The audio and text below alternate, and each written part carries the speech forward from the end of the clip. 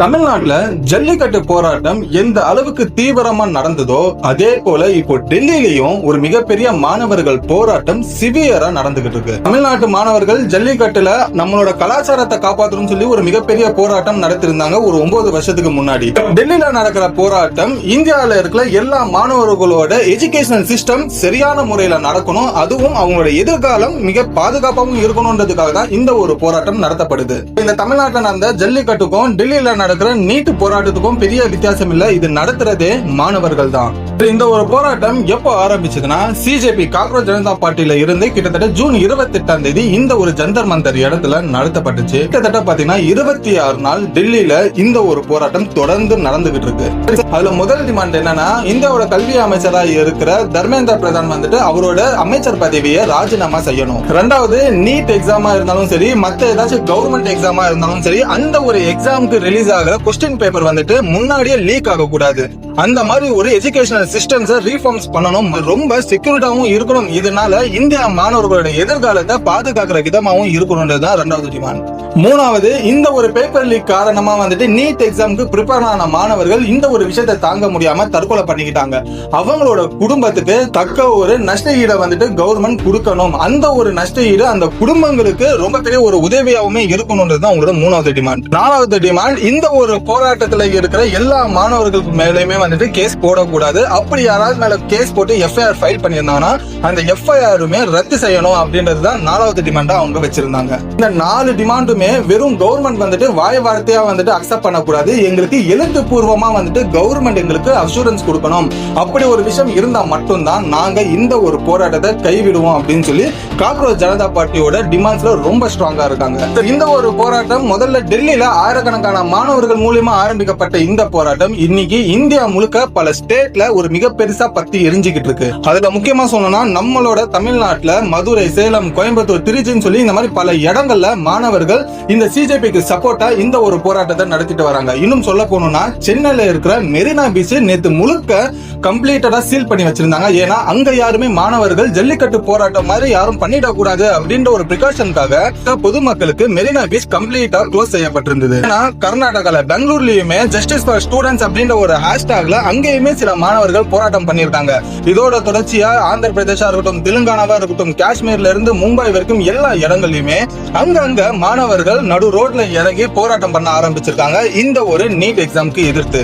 ஏன்னா இதனால எல்லா ஸ்டேட் போலீஸுமே அலர்ட் மோட்ல இருக்காங்க. எங்க வேணாலும் எப்ப வேணாலும் மாணவர்கள் இந்த ஒரு சிஜேபிக்கு சப்போர்ட்டா வந்துட்டு இந்த ஒரு போராட்டத்தை கையில எடுக்கலாம். அது அந்த ஸ்டேட்டோட கவர்மெண்ட்டுக்கு ஒரு மிகப்பெரிய பாதிப்பு அப்படின்னு சொல்லி தான் எல்லாருமே இந்த ஒரு போராட்டத்தை உன்னிப்பா கவனிச்சுக்கிட்டு இருக்காங்க. இந்த ஒரு போராட்டம் இந்த அளவுக்கு ரொம்ப பெருசா மாறினதுக்கான காரணம் ஒரு 2-3 பேருன்றது சொல்லலாம். அதுல முதல்ல வந்துட்டு காக்ரோச் ஜனதா பார்ட்டியோட தலைவரா இருக்கிற அபிஜித், அவர் தான் வந்துட்டு இந்த ஜந்தர் மந்தர்ல இந்த ஒரு சிஜேபிக்கு சார்பா ஆரம்பிக்கப்பட்டது. இவருக்கு சப்போர்ட்டா வந்துட்டு யார் வந்தாருன்னா சோனம் வாங்ஜெங். இவர் வந்துட்டு உண்ணாவிரத போராட்டம் அப்படின்றது நடத்த ஆரம்பிச்சாரு. கிட்டத்தட்ட அந்த மனுஷன் 20 நாளுக்கும் மேல உண்ணாவிரதம் இருந்து இந்த ஒரு போராட்டத்தை நடத்த ஆரம்பிச்சாரு. இதோட தொடர்ச்சியா நடிகர் பிரகாஷ் ராஜுமே எங்க போராட்டம் நடக்குதோ அந்த போராட்ட களத்திலேயே ஸ்டூடெண்ட்ஸ்க்கு சப்போர்ட்டா வந்துட்டு அவருமே இந்த ஒரு போராட்டத்தை பண்ணிட்டு இருந்தாரு. சோ இதுவுமே ஒரு மிகப்பெரிய சப்போர்ட் அந்த ஒரு போராட்டத்துக்கு கொடுத்துச்சு. அதனால நேஷனல் மீடியா மட்டும் கிடையாது, இன்டர்நேஷனல் மீடியா முழுக்க இந்த ஒரு போராட்டம் மேல ஒரு மிகப்பெரிய அட்டென்ஷனுமே விழுந்தது. சோ இப்படி சீரியஸா போய்கிட்டு இருக்கிற விஷயத்துலதான் இப்போ இதை இன்னும் இந்த போராட்டத்தை அடுத்த கட்டத்துக்கு கொண்டு போனது யாருன்னா ராஜீவ் காந்தி அவர்கள் தான். அவருமே மாணவர்களுக்கு சப்போர்ட் பண்ற விதமா பிரதமர் மோடி அவர்களோட ஆபீஸ்க்கு எதிரில் நின்று போராட்டம் பண்ண ஆரம்பிச்சாரு. சோ அதுக்கப்புறமா போலீஸ் அங்க அவரை வந்துட்டு குண்டுகட்ட தூக்கிட்டு போயிட்டு ஜஸ்ட் அரெஸ்ட் பண்ணல, தற்காலிகமா போலீஸ் அவரை வந்துட்டு தடுத்து வச்சிருந்தாங்க. ஏன்னா அவருமே இந்த ஒரு போராட்டத்துல வந்துட்டு கலந்துகிட்டாருன்னா இன்னும் அங்க இருக்கிற யங்ஸ்டர்ஸ்க்கு ஒரு மிகப்பெரிய ஒரு பலத்தை கொடுக்கும். இதுவே ஒரு மிகப்பெரிய ஒரு மோட்டிவேஷனலா மாறி இந்தியால இருக்கிற எல்லா மாணவர்களும் வந்துட்டு டெல்லியை நோக்கி வந்துடக்கூடாது. இந்த ஒரு விஷயத்தை தடுக்க தான் போலீஸ் அவரை வந்துட்டு தடுக்க வச்சிருந்தாங்க. அதுக்கப்புறமா அதே நைட்டு வந்துட்டு அவரை ரிலீஸ்மே பண்ண விட்டாங்க. ஆனா அதுக்கப்புறமாவும் ராஜீவ் காந்தி அவர்கள் மாணவர்களுக்கு சப்போர்ட்டா வந்துட்டு இந்த ஒரு போராட்டத்தை இன்னும் தொடர்ந்து பண்ணிக்கிட்டு இருக்காரு. ஆளுங்கட்சியை எதிர்த்துக்கிட்டுமே இருக்காருன்றது தெரிஞ்சுக்குங்க. பெரிய ஒரு விஷயம் நடக்குது. பட் கரண்ட் கவர்மெண்ட் வந்துட்டு இது வரைக்கும் எந்த ஒரு இனிஷியேட்டிவுமே வந்துட்டு இந்த ஒரு போராட்டத்தை நிறுத்த பண்ணலையா அப்படின்னு கேட்கும்போது அதுக்கு ஒரு துருப்பு சீட்டா இருந்தவர் தான் சோனம் வாங்ஜாங். அவர் வந்துட்டு கிட்டத்தட்ட பாத்தீங்கன்னா 20 நாளைக்கும் மேல உண்ணாவிரதத்துல இருந்தார் அப்படின்றது சொல்லியிருந்தேன். அவரோட நிலைமை 20 நாளுக்கும் மேல ரொம்ப கிரிட்டிக்கலா மாற ஆரம்பிச்சு. அவர் ஹாஸ்பிட்டலையுமே சேர்க்கப்பட்டாரு. சேர்த்ததுக்கு அப்புறமா அங்க வந்துட்டு முக்கியமான பிஜேபி ஆட்கள் வந்துட்டு சோனம் வாங்சாங் கிட்ட பேசியிருந்தாங்க. சோ நீங்க இந்த ஒரு உண்ணாவிரதத்தை கைவிடுங்க, உங்களுக்கு தேவையான விஷயத்தை நாங்க பார்லிமெண்ட்ல வந்துட்டு பேசணும் அப்படின்னு சொல்லி அந்த நேரத்துல சோனம் வாங்சாங் வந்துட்டு அவரோட டிமாண்ட் என்ன, மாணவர்களோட டிமாண்ட் என்ன அப்படின்றதுமே வெளிப்படையா பேசியிருந்தாரு. இதுல சோனம் வாங்சோட டிமாண்ட்ஸ் என்னவா இருந்ததுன்னா, அதுல முதல்ல வந்துட்டு இந்த ஒரு போராட்டம் அமைதி முறையில பண்ணிட்டு இருக்கிற மாணவர்கள் மேல எந்த ஒரு கேஸுமே எந்த ஒரு எஃப்ஐஆருமே போலீஸ் போடக்கூடாது. அது அவரோட முதல் டிமாண்டா இருக்கு. ரெண்டாவது, இந்த மாதிரி நீட் கொஸ்டின் பேப்பர் கசிவானதுனால இது முதல் முறை கிடையாது, இந்த மாதிரி 2-3 வாட்டி நடந்திருக்கு. இதனால வந்துட்டு இறந்த தற்கொலை பண்ண அந்த ஒரு மாணவர்களோட குடும்பத்துக்கு அரசாங்கம் ஒரு நல்ல காம்பன்சேஷன்ஸை கொடுக்கணும். இந்த ஒரு இழப்பீடு அந்த குடும்பத்துக்கு ரொம்ப ஒரு முக்கிய ஒரு உதவியா இருக்கிற மாதிரியுமே அந்த ஒரு பணம் இருக்கணும் அப்படின்றது அவரோட ரெண்டாவது டிமாண்டா இருந்தது. எல்லாமே எழுத்துப்பூர்வமா வந்துட்டு கவர்மெண்ட் எங்களுக்கு கொடுத்தாதான் நாங்க இந்த ஒரு போராட்டத்தை ஒரு முடிவுக்கு கொண்டு வருவோம்னு சொல்லி அவரோட டிமாண்டா இருந்துச்சு. இது எல்லாத்தையுமே கரண்ட் கவர்மெண்டா இருக்கிற பிஜேபி இதை எல்லாத்தையுமே கேட்டுக்கிட்டு நாங்க பார்லிமெண்ட் இதை பத்தி பேசுறோம் அப்படின்ற ஒரு உறுதிப்படுத்தின ஒரு விதமா தான் வாங்சாங் அவர்கள் ஹாஸ்பிட்டலே அவரோட உண்ணாவிரதத்தை வந்துட்டு முடிச்சிருந்தாரு. பட் அவர் உண்ணாவிரதத்தை முடிச்சாலும் இந்த ஒரு போராட்டம் அப்படின்றது இன்னும் வரைக்கும் தொடர்ந்துட்டு தான் இருக்கு. காக்ரோச் ஜனதா பார்ட்டியோட டிமாண்ட் கவர்மெண்ட் அக்செப்ட் பண்ற வரைக்கும் இந்த ஒரு போராட்டத்தை நாங்க கைவிட மாட்டோம் அப்படின்றது அவங்களோட முக்கிய குறிக்கோளா இருக்கு. இந்த அளவுக்கு இந்த போராட்டம் வீரியம் அடைஞ்சிருக்கு. இதுக்கு இந்திய கவர்மெண்ட் வந்துட்டு என்ன பண்ணிருக்காங்க அப்படின்னு பார்க்கும்போது, இந்த காக்ரோச் ஜனதா பார்ட்டிக்கு கிட்டத்தட்ட 3 வாட்டி அழைப்பு கொடுத்திருக்காங்க. வந்து நீங்க பேசுங்க, என்ன இருந்தாலும் நம்ம பேசி தீர்த்துக்கலாம்னு சொல்லி கவர்மெண்ட் வந்துட்டு அழைப்பு விடுச்சாலும் காக்ரோச் ஜனதா பார்ட்டி அதை அவாய்ட் பண்ணிட்டாங்க. ஏன்னா அவங்க கூப்பிட்டு வெறும் பேசுவாங்க தான், எழுத்துப்பூர்வமா எந்த ஒரு அஷூரன்ஸுமே கொடுக்க மாட்டாங்க. இதனால மட்டும்தான் நாங்க அவங்களோட அழைப்புகளை வந்துட்டு ஏற்காம இருக்கோம். ஒருவேளை அவங்க எல்லாத்தையுமே எங்களுக்கு எழுத்துப்பூர்வமா எழுதியே தரோம் அப்படின்றது சொன்னா மட்டும்தான் இந்த ஒரு அழைப்பை ஏற்று கவர்மெண்ட்டும் சரி காக்ரோச் ஜனதா பார்ட்டியுமே சரி ஒன்னா உட்கார்ந்து இதை பேசுவோம் அப்படின்றதுதான் அவங்களோட ஒரு முக்கிய குறிக்கோளா இருக்கு. இந்த ஒரு விஷயம் தெரிஞ்சுக்கிட்டதுக்கு அப்புறமா நம்மளோட பிரதமர் மோடி அவர்கள் வந்துட்டு ஒரு அனௌன்ஸ்மெண்ட் கொடுக்கிறாரு. இந்த மாதிரி பேப்பர் லீக் யார் பண்ணாங்களோ அவங்க வந்துட்டு தக்க தண்டனைன்றது வழங்கப்படும். அது மட்டும் இல்லாம இந்த ஒரு கேஸை வந்துட்டு பாஸ்போர்ட் வழியா வந்துட்டு நாங்க வேகமா நடத்துறதுக்காக முயற்சி பண்றோம் சொல்லி ரெண்டாவது விஷயமும் சொன்னாரு. மூணாவது, இந்தியா கல்வி அமைச்சகத்துல தேவையான ஆட்களை வந்துட்டு இடமாற்றமும் செய்யறோம் அப்படின்றதுமே அவங்க சொல்லியிருந்தாங்க.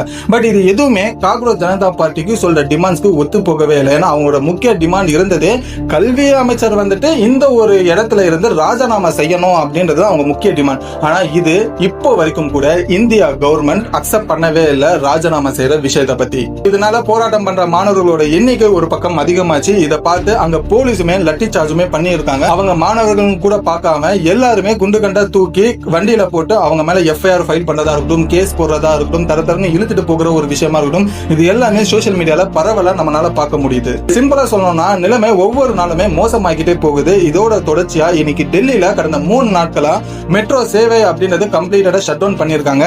இன்னில இருந்து அந்த போராட்டம் களத்துல சுத்தி இருக்கிற பல பகுதிகளில் இன்டர்நெட்டை கட் பண்ணியிருக்காங்க. இந்த இன்டர்நெட்லாம் கட் பண்ணிட்டோம்னா கரண்டா இப்போ அந்த போராட்ட காலத்துல என்னென்ன நடக்குது அப்படின்ற ஒரு விஷயங்கள் எல்லாம் சோசியல் மீடியால ஷேர் ஆகுது எல்லாமே ஸ்டாப் ஆயிடும்.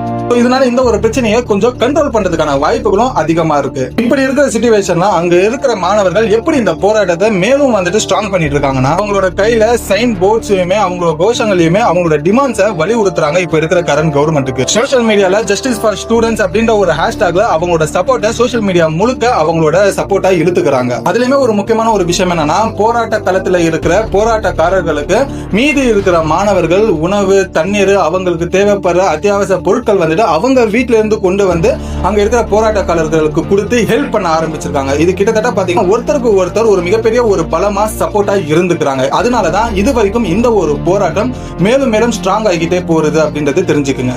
இந்த ஒரு போராட்டம் இன்னும் அடுத்த ஒரு மாசமும் நீடிக்க ஆரம்பிச்சதுன்னா என்ன மாதிரி பிரச்சனை எல்லாம் அங்க இருக்கிற போராட்டக்காரர்கள் ஃபேஸ் பண்ண ஆரம்பிப்பாங்கன்னா, போராட்டம் பண்ற ஸ்டூடெண்ட்ஸோட ஹெல்த் கண்டிப்பா பாதிக்கப்படும். ஏன்னா அந்த ஒரு இடத்துல இருக்கிற வெயிலா இருக்கட்டும், மலைகளா இருக்கட்டும், சரியா சாப்பிடாம இருக்கட்டும், ப்ராப்பரான ஒரு தூக்கம் இல்லாம இருந்ததுன்னா கம்பல்சரி அங்க இருக்கிற எல்லா மாணவர்களுக்கும் ஒரு மிகப்பெரிய ஒரு ஹெல்த் இஷ்யூ வரதுக்கான வாய்ப்புகள் அதிகமா இருக்கு. ரெண்டாவது, அந்த போராட்ட காலத்துல இருக்கிற ஸ்டூடெண்ட்ஸ் வந்துட்டு எத்தனையோ பேருக்கு எக்ஸாம்ஸ் இருக்கலாம், எத்தனையோ பேர் வந்துட்டு படிச்சுக்கிட்டு இருந்திருக்கலாம். சோ அவங்களோட படிப்பு அண்ட் எக்ஸாம்ஸ் இந்த ஒரு போராட்டத்தினால பின்னடைவு ஏற்படுறதுக்கான வாய்ப்புகள் அதிகமா இருக்கு. மூணாவது, ஆல்ரெடியே டெல்லியில இருக்கிற பல இடங்கள்ல மெட்ரோவா இருக்கட்டும், பல இடங்களோட பஸ் ஃபெசிலிட்டிஸ் இது எல்லாமே வந்துட்டு பாதிக்கப்பட்டிருக்கு. இதெல்லாம் டெல்லி முழுக்க. சோ இந்த ஒரு விஷயம் இன்னும் பெருசா ஆகாம இருக்கிறதுக்கு அரசாங்கம் என்ன மாதிரி ஒரு சுமூகமான ஒரு விஷயங்கள் எல்லாம் பண்ணி இந்த ஒரு போராட்டத்தை ஒரு முடிவுக்கு கொண்டு வரலாம்னா இதுல முதல் விஷயம் சிஜேபி சொல்ற இந்த ஒரு டிமாண்ட்ஸை வந்துட்டு கவர்மெண்ட் அக்செப்ட் பண்ணி இதுக்கான ஒரு டைம் லைனை ஒரு டைம் பிரேக்கை கொடுத்துட்டு எழுத்துப்பூர்வமா வந்துட்டு கவர்மெண்ட் எழுதி கொடுக்கணும்.